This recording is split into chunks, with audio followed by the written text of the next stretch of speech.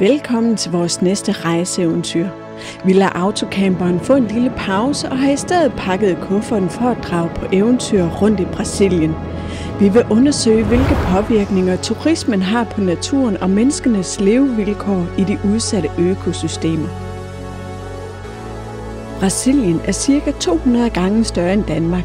Til gengæld er 60% af arealet dækket af verdens største regnskov, Amazonas. Vi skal til det sydlige Brasilien. Ja, faktisk skal vi helt ned til Argentina, hvor vi skal opleve verdens største vandfald. Og så skal vi snorkle i regnskovens klare floder. Besøg Pantanal, der er verdens største vådområde, på jagt efter jaguarer, kæmpeodder, kaimaner. Vi kan selvfølgelig ikke tage på rundrejse i Brasilien uden at besøge Amazonas regnskov. Og vi skal besøge den populære karnevalsby Rio de Janeiro, hvor vi afslutter eventyret.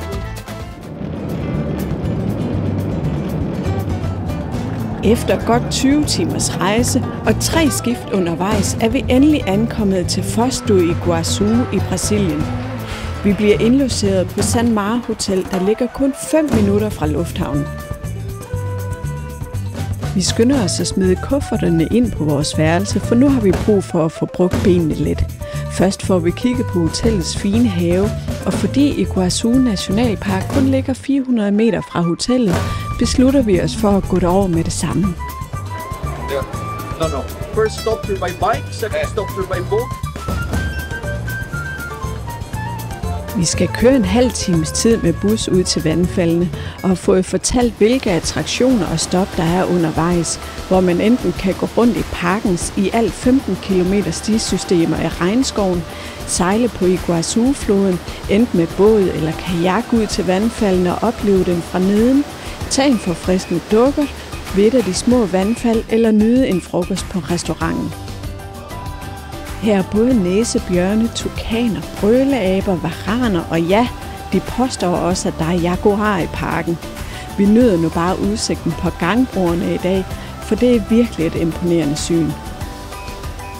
Men den store buffet og en stor kold drink i restauranten bliver alligevel lidt tillokkende undervejs, og vi er heldige at få en plads med udsigten til Argentina og et af de største fald helt oppe på toppen.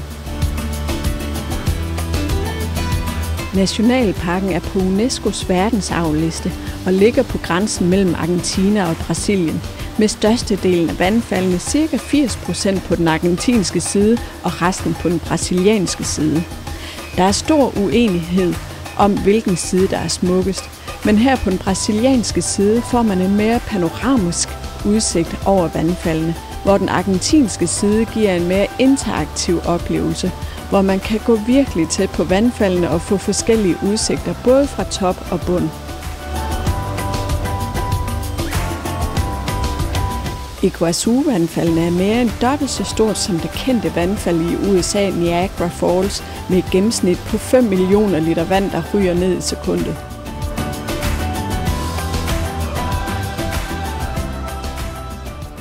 Næste dag kører vi til Argentina for at opleve vandfaldet på en anden måde. Det tager faktisk 1,5 time at køre om til den anden side, og i dag er der ikke engang kø på vejene, som der plejer at være her i højsæsonen. Above of the waterfall and see the waterfalls down. Yes, okay. Vi får først en grundig forklaring om området og hvordan dagen vil komme til at forløbe sig, hvor vi både skal vandre og køre med tog flere gange for at få alle de bedste oplevelser med i dag. Der er flere restauranter, toiletter og butikker i parken. Vi har dog taget en god drikkedunk med, da vi planlægger at afslutte dagen på en restaurant ved indgangen, når vi vender retur sidst på dagen.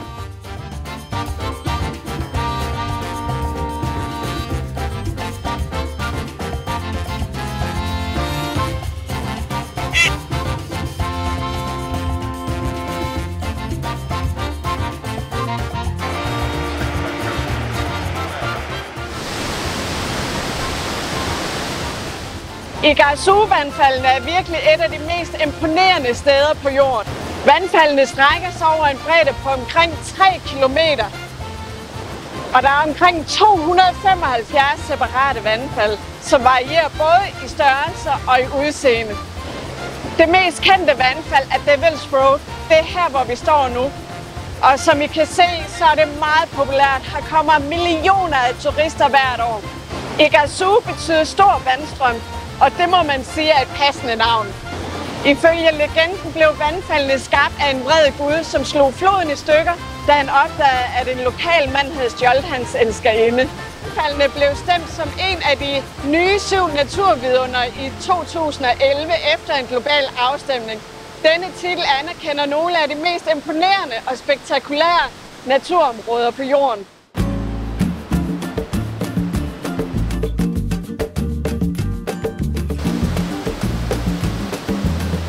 Udover naturen spiller Iguazu en vigtig kulturel rolle i både Brasilien og Argentina.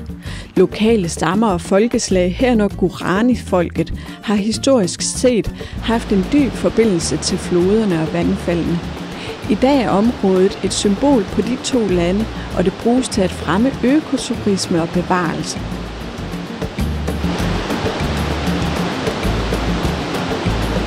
Da vi bevæger os væk fra Devil's Road, kan vi mærke, at trykket fra alle turisterne begynder at dale, og der er pludselig mere albuerum, hvilket vi ikke vil lægge skjul på er noget, vi nyder.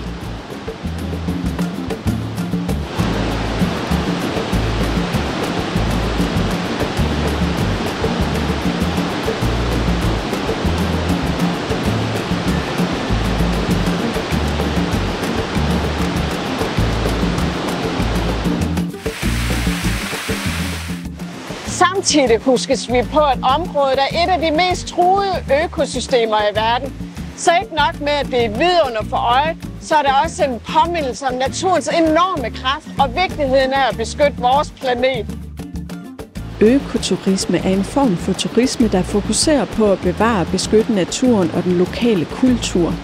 Det handler om at rejse på en måde, der har minimal negativ indvirkning på miljøet, og samtidig giver turisterne mulighed for at opleve naturen på en ansvarlig og bæredygtig måde. Men det kan være lidt svært ikke at påvirke dyrene, når dyrene på den her måde tager kontakt til mennesket. Vi elsker de her advarselsskilte ved vejene om, at du skal være yderst opmærksom på jaguarer. Men det er ikke for sjov. Hvis du påkører et dyr her, får du en stor bøde på omkring 100.000 kroner og en straffesag på nakken. Tilbage ved hotellet afslutter vi dagen ved poolen og går tidligt i seng. Fordi vi skal meget tidligt op, for i dag går turen nemlig videre til Bonito. Først skal vi med et fly til Campo Grande med skift i São Paulo, hvor vi bliver hentet af en chauffør og kørt 3,5 timer videre til Bonito, hvor vi ankommer her til Hotel Cabanas, der ligger i vidunderlige omgivelser med skove, kalkstensplatuer, savanne, grotter og smukke krystalklare floder. Lodgen har en vaskeægte, tropisk og autentisk stemning alle vegne. Og vi er meget imponerede. Deres lille kølige pool, spabad og sauna, hvilket vi nu mest forbinder med det kolde nord.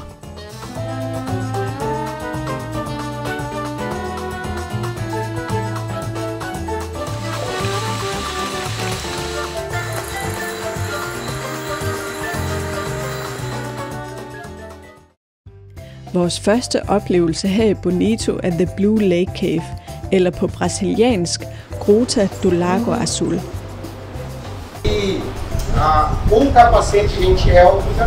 Først får vi en grundig introduktion til turen og bliver udstyret med sikkerhedshjelme, da de store smukke kalkformationer kan rykke sig løs fra hulens loft.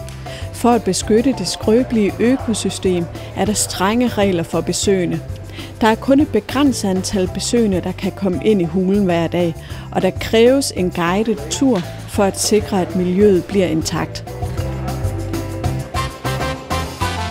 Bonito har nogle fantastiske underjordiske grotter, som denne her populære Blue Lake Cave, der som navnet antyder har en smuk blå sø og selvfølgelig masser af disse spektakulære søjler, der skyder ned fra loftet og op fra gulvet. Man kalder dem for stalaktitter og stalagmitter, alt efter om de kommer ned fra loftet eller op fra gulvet. De er dannet af mineraler fra vand, der glider ind i den underjordiske hule. Man er stadig i gang med at undersøge søens hemmeligheder, men man har brug for endnu mere sikkerhedsudstyr. I 92 blev der fundet tusindvis af forhistoriske dyreknogler på søens bund, herunder knogler fra blandt andet sabeltigre. Vi slutter dagen af inde i Bonito, hvor der er en skøn lille naturpark midt inde i byen, der om aftenen samler tusindvis af parakitter, og det er imponerende, hvor meget de små fugle kan overdøve den travle by.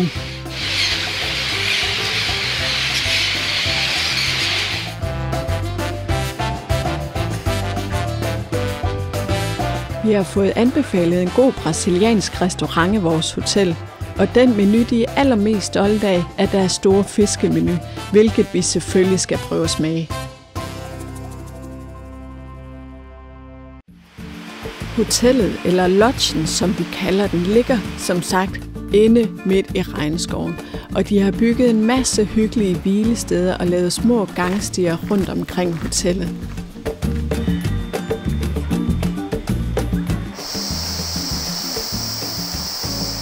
Vandet er skønt og virkelig frisk med sine blot 23 grader, men opmærksom på vilde dyr er man lige til en start.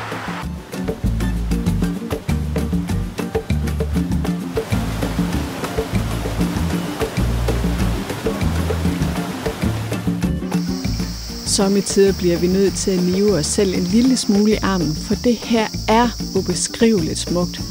Og der er møder med en masse fantastiske dyr på vores lille gåtur i skoven.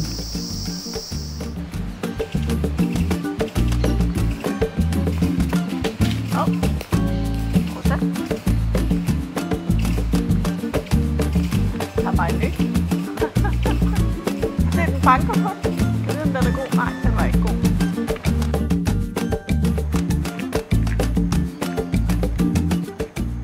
Jeg bliver dog fristet af den kolde flod alligevel, med de 37 grader og en luftfugtighed på omkring 90%. Ja, og så er det også det eneste sted, hvor man kan få en lille smule fred fra myggene, der i den grad elsker mit blod.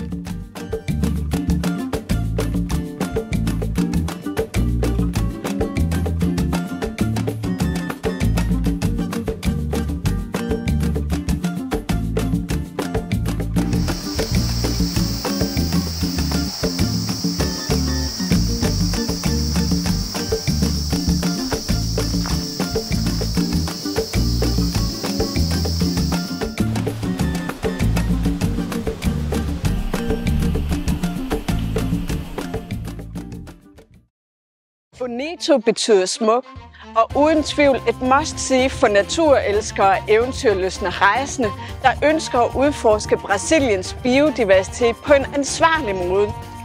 Der er strenge retningslinjer for turismen, som er designet til at beskytte naturen og sikre en bæredygtig udvikling i området. Mange af de lokale turistfirmaer arbejder tæt sammen med miljøorganisationer og lokalsamfundet for at beskytte de følsomme økosystem. For eksempel så er antallet af besøgende til nogle af de mest populære turiststeder begrænset for at undgå overturisme og minimere den menneskelige indvirkning på naturen. Og derfor er det en god idé at bestille billetter til de attraktioner, du overvejer at besøge, før du ankommer. Med sine klare floder, dramatiske landskaber og rige dyreliv tilbyder Bonito en forglemmelig oplevelse i smukke og frodige omgivelser. Udover de hyggelige vandrestier i regnskoven byder lodgen på et hav af andre aktiviteter, og det hele er med i opholdspris. Man skal bare møde op på et bestemt tidspunkt, og så kører bussen ellers til svævebaner, fiskeri, snorkle, kajak, svømme i floden og meget, meget mere.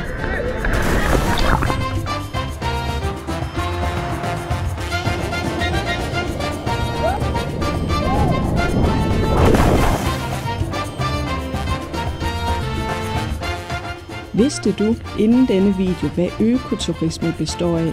Skriv gerne en kommentar. Se også vores næste afsnit, hvor vi rejser videre til Pantanal, som er verdens største vådområde, og får endnu mere spændende viden om Brasilien, og hvordan vi som turister hjælper lokalbefolkningen til en mere bæredygtig levevej.